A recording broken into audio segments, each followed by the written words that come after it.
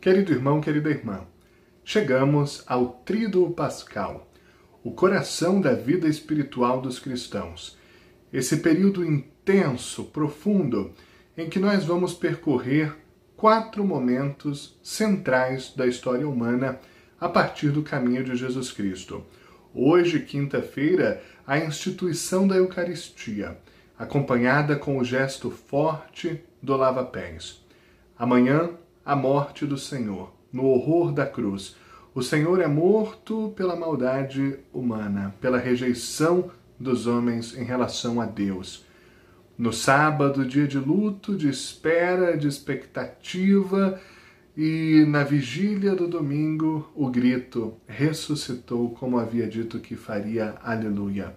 A morte está vencida, o mal está vencido. E o domingo de Páscoa, em que Jesus ressuscitado se apresenta ainda com as marcas da sua paixão, do seu intenso sofrimento por nós. Instituição da Eucaristia, lava-pés, morte, vigília de expectativa e ressurreição com o reencontro com Cristo agora ressuscitado. Os acontecimentos que mudaram definitivamente a história humana e que neste ano querem mudar a nossa história. Nesta quinta-feira, dia da última ceia da instituição da Eucaristia, nós encontramos Jesus nos seus momentos definitivos sobre esta terra. Antes de se despedir, porém, ele dá um grande presente à humanidade. Um dos grandes presentes que Jesus Cristo deu à humanidade. Se deixar na terra.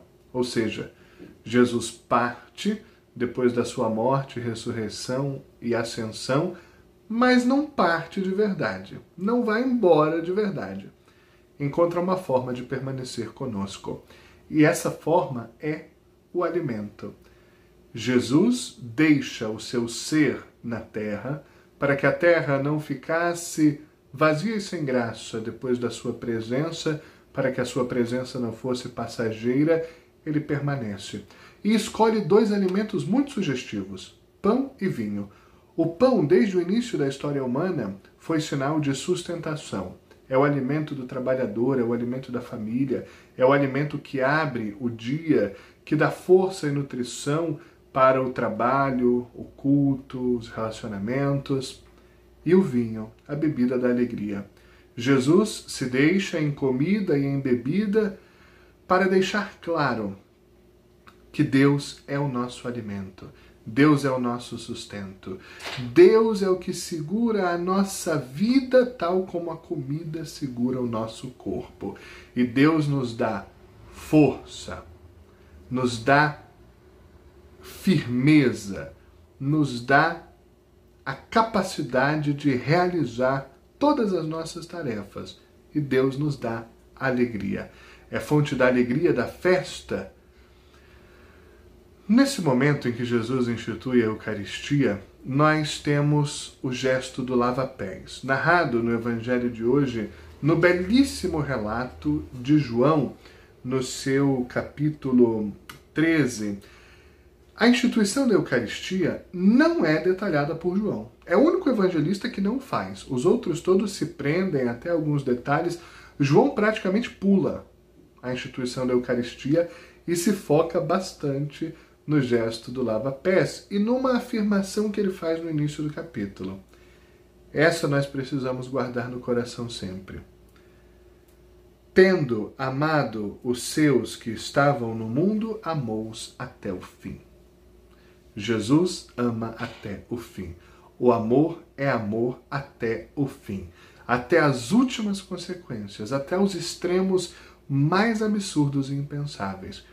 Nós dissemos muitas vezes durante esta quaresma, aqui nestas meditações, Deus é amor. Essa é a verdade fundamental do cristianismo. Essa é a notícia mais importante de toda a história humana. Deus é amor. Na prática, significa dizer que Deus nos ama. Deus me ama, Deus te ama, Deus nos ama. Não é um amor limitado, não é um amor parcial. Não é um amor que impõe limites, condições, que vai só até aqui, depois não vai mais. É um amor completo, que entrega, inclusive, a sua vida pelo seu amado. Quem é o amado de Deus? Eu, você.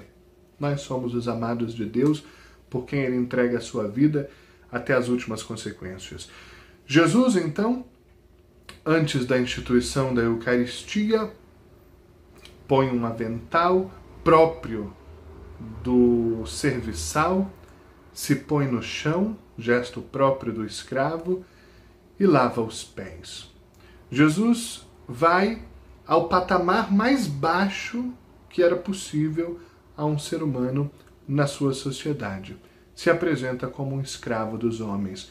Ao lavar os pés desses discípulos, Jesus mostra a sua disponibilidade, a sua generosidade, o seu espírito de serviço. Noutra ocasião, Jesus dirá: eu estou no meio de vós como aquele que serve.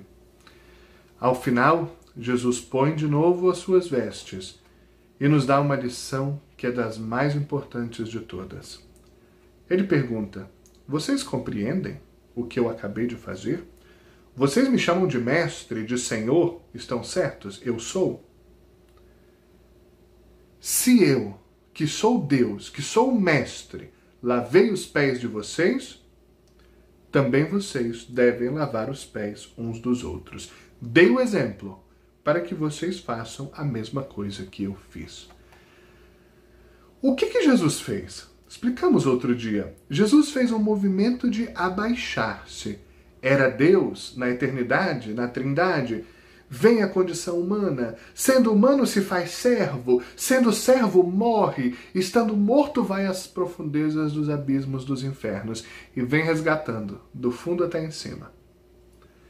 Esse movimento de Jesus de abaixar-se numa profunda humildade, no espírito de serviço, na capacidade de enxergar cada pessoa, de ouvir, de curar, de estender a mão, de multiplicar o alimento, de dar tudo que tinha até as últimas consequências, é o que Jesus nos pede. Esse fazer a mesma coisa da última ceia é que nós sejamos capazes de amar como Jesus nos ama. Que também nós nos abaixemos diante do próximo. É o contrário da atitude que se costuma fazer hoje. Nós somos sempre superiores, olhamos os outros a partir de cima. Jesus é o contrário, Jesus olha por baixo, da condição de servo. Então o que Jesus pede a nós é a humildade, o espírito de serviço, a disponibilidade, a abertura ao próximo. Ao mesmo tempo, Jesus nos pede a superação do egoísmo, da arrogância e de qualquer forma de superioridade em relação ao próximo. É nesse contexto que vem a Eucaristia. Num amor que vai até o fim, que não impõe limites nem barreiras. Mas me permita dizer algumas palavras sobre a belíssima liturgia da palavra que nos leva hoje à instituição da Eucaristia. A primeira leitura nos é tirada do livro do Êxodo, do segundo livro da Bíblia, no capítulo 12, que é justamente a ceia do povo de Deus naquele contexto pascal em que Deus dá instruções muito precisas, né, detalhadas inclusive, diz o jeito, o dia, a noite, a hora, a forma de cozinhar. Basicamente, o que nos interessa? Deus disse a Moisés e Arão no Egito que a partir daquele momento se iniciaria um novo tempo. Tanto que Deus diz: vai vir agora um novo mês. Nós vamos contar o tempo de uma nova forma. A partir justamente de uma ceia, em que se deveria calcular o número de pessoas, buscar um cordeiro, tinha que ser macho, jovem, manso, sem defeito, deveria ser preparado com ervas amargas e pães ázimos. Com o sangue desse cordeiro imolado, se deveria passar uma marca nas portas das casas. Comer com os rins cingidos e mais uma série de instruções. O que é que nos interessa? Não é? Nesse momento em que essa ceia ritual acontecer, Deus passará no meio do seu povo. Deus passará no Egito, provocando a morte dos que não creem, dos que praticam o mal, dos que escravizam, dos que dominam, dos que manipulam, e garantindo a vida dos que creem, dos que buscam a libertação, dos que louvam o Senhor. A leitura termina dizendo: este dia será para vós uma festa memorável em honra do Senhor, que é a vez de celebrar por todas as gerações como instituição perpétua. Nós não devemos confundir a última ceia de Jesus com essa ceia do povo do Egito em Êxodo 12. Mesmo assim, existe um diálogo entre esses dois momentos bíblicos e aqui nós vemos uma forte prefiguração de Jesus Cristo. Só que Jesus é o próprio Cordeiro imolado. Jesus é o animal inocente que voluntariamente, ainda na sua juventude, se entrega e do seu sangue derramado brota a libertação. Do seu sangue derramado brota a presença de Deus que salva os que nele creem e praticam a sua mensagem, que é a mensagem do amor. O salmista, no Salmo 115, hoje canta que o que poderemos retribuir a Deus por tudo que ele nos fez, pelos imensos benefícios que ele nos deu, é um hino de gratidão ao Senhor. Essa gratidão do salmista no Antigo Testamento é maior ainda da parte de nós, os cristãos. A gratidão diante de Jesus que se deixa na terra, acessível a nós todos os dias na Eucaristia consagrada. O salmista ainda termina dizendo: por isso eu oferto um sacrifício de louvor invocando o nome santo do Senhor. Vou cumprir minhas promessas ao Senhor na presença do seu povo reunido. A reunião do povo de Deus, a assembleia, de onde deriva o nome igreja, eclésia, a assembleia, a reunião do povo de Deus que canta e louva ao seu Senhor, e no pós-Jesus Cristo, no cristianismo, na igreja por ele fundada, nessa reunião do povo santo do Senhor é produzida a Eucaristia. Lembrando que Jesus, após instituir a Eucaristia, disse: repitam esse gesto para se lembrarem de mim. Fazer isto em memória de mim. E depois Jesus dirá: eu estarei convosco todos os dias até o fim dos tempos. Cada vez que nós repetimos a última ceia, Jesus Cristo se faz presente. Cada vez que nós repetimos a última ceia, a promessa de Jesus de permanecer no mundo se cumpre. Jesus está de novo presente em cada Eucaristia celebrada. A Eucaristia nos projeta naquela última ceia, nos transporta àquele segundo andar daquela casa com almofadas confortáveis e nos põe à mesa com Jesus.